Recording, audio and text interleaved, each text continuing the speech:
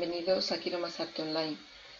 El pasado 5 de septiembre recordábamos el nacimiento de Caspar David Friedrich y una seguidora de Facebook, Isabel, nos proponía pues hacer un análisis de la obra de este artista. Pues bien, voy a intentar hacerlo brevemente también, como siempre, para no aburrir demasiado.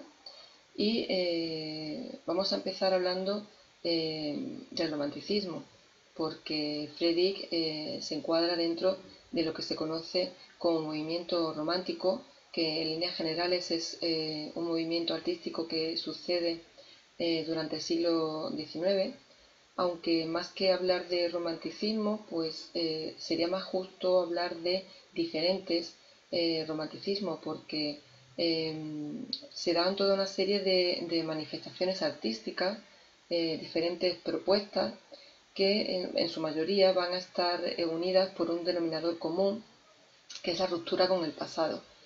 Aunque al mismo tiempo estos artistas convivían con otros arraigados al pasado, que son los neoclásicos, ¿no? Hay un cambio de mentalidad en el artista del siglo XIX con respecto a su trabajo, con respecto al concepto de arte y a su relación con el público. Y esto es un punto muy importante de inflexión en el siglo XIX y que también veremos en el siglo XX, lo hemos comentado también en otros vídeos. Esa ruptura entre el artista, entre el arte y el público. Efectivamente, hasta el momento los artistas trabajaban por encargo, era el público el que imponía los gustos porque hacía unos determinados encargos de obras y era lo que se hacía, lo que ellos imponían. Entonces eran los que dirigían, digamos, el trabajo y la inspiración de los artistas.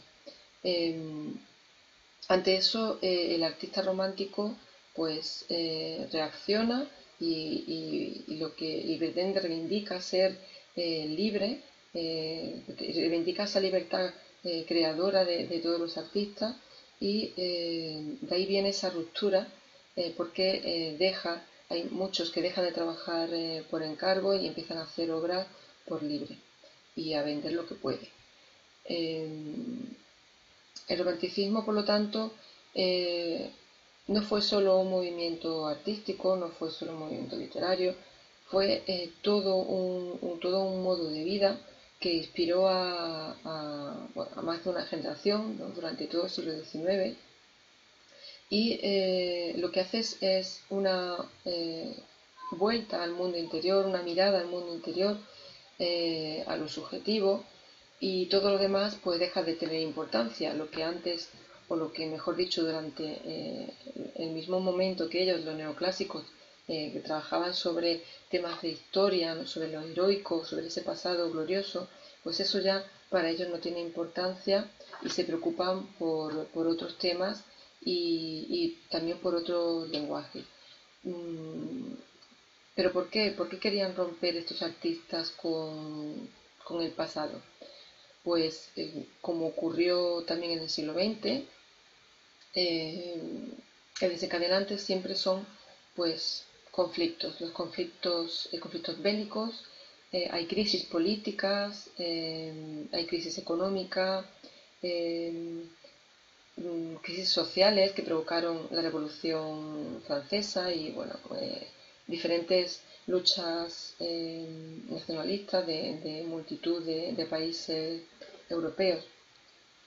Y vemos cómo en una época que se ha dado a llamar Ilustración, pues donde la razón era la que pretendía iluminar el mundo, el individuo pues sufría injusticias sociales, sufría hambre, sufría epidemia, sufría conflictos sociales, bélicos, y como suele ocurrir, pues el artista canaliza este sentir de la sociedad y lo representa pues de diferentes maneras.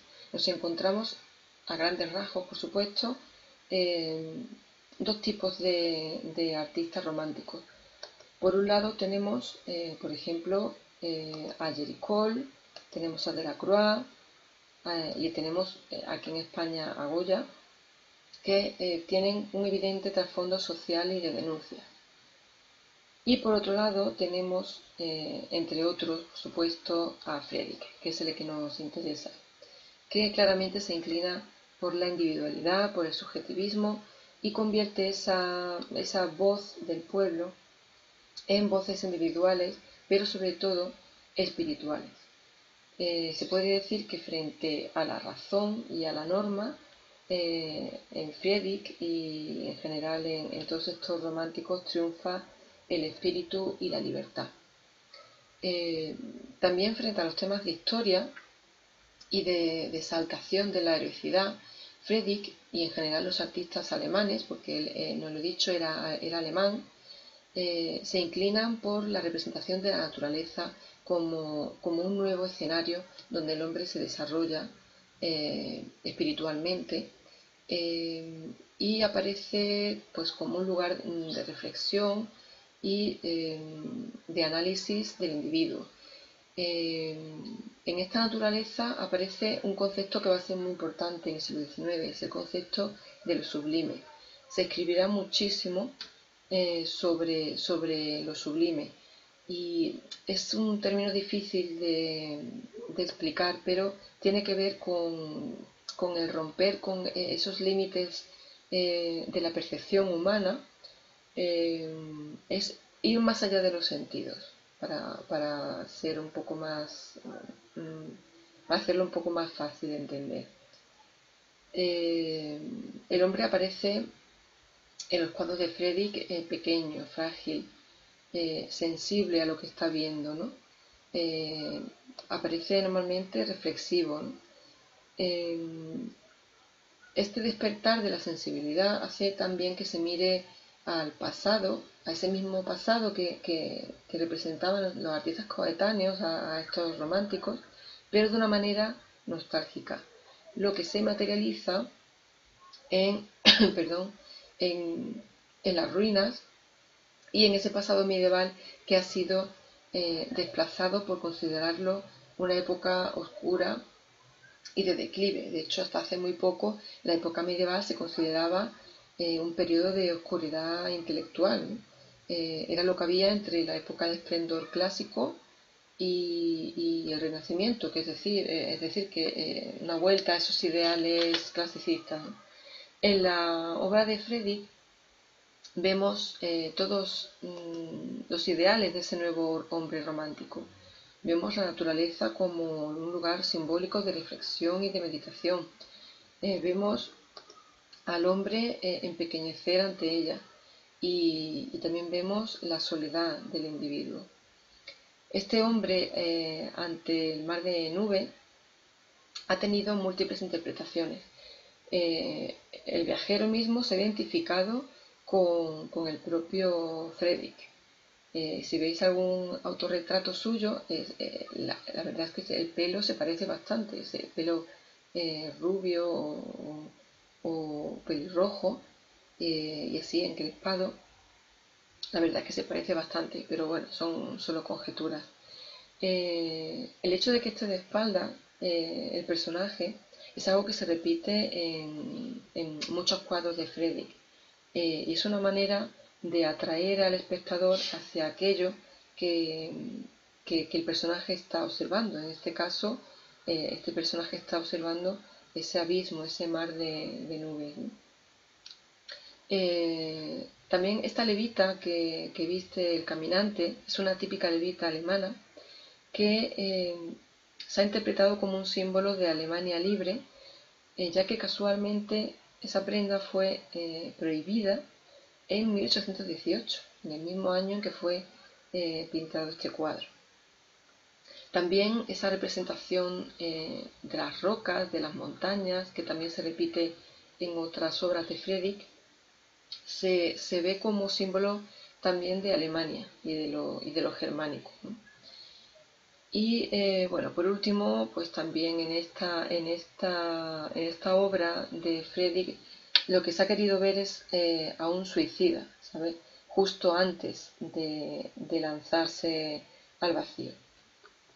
En cualquier caso, bueno, todas las obras de este periodo romántico se prestan a infinidad de interpretaciones, no solamente la de Friedrich, pero como siempre, la interpretación más válida es la que cada uno queramos darle.